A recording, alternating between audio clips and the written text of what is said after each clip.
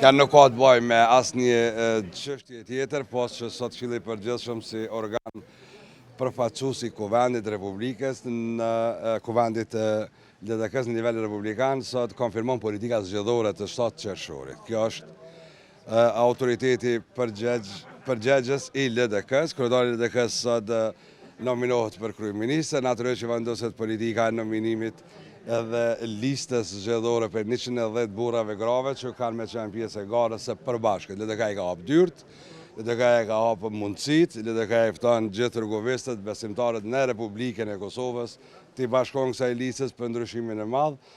Dhe jo rastësisht në ditën e Evropës.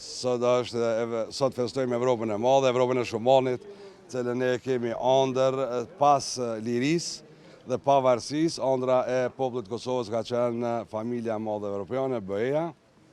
Kjo është krejt ajo që sot Lumir Abdixhiku rikandidohet për kryeministër nga ana e LDK-s dhe lista bashkohet për të dalë fitues në zgjedhjet e 7 qershorit. Sa vende në listë ja keni lënë Vjosa Osmanit, nëse vjen me ata emrat që po i Çdo kush që është i gatshëm, ka kredibilitet, ka background, ka merit, edhe ka mundësi mu afru, sepse është një grup i madh i trive dhe trejave që vinë nga sektori i profesional, i dijes, edhe në Kosovë, edhe në Mërgat, LDK është e gatshme, është e hapë, nuk ka çështje e numrave, çështje e bashkimit në qëllim, ne po bashkohemi për një qëllim.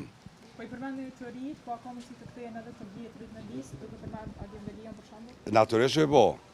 Agimi edhe gjithë ato autoritetet që kanë lënë gjurmë, që kanë dhënë kontribut, edhe që kanë dhënë vlera politikës, edhe shtetit, duhet edhe mund edhe patjetër që duhet jenë pjesë e këtij qëllimi tonë të përbashkët.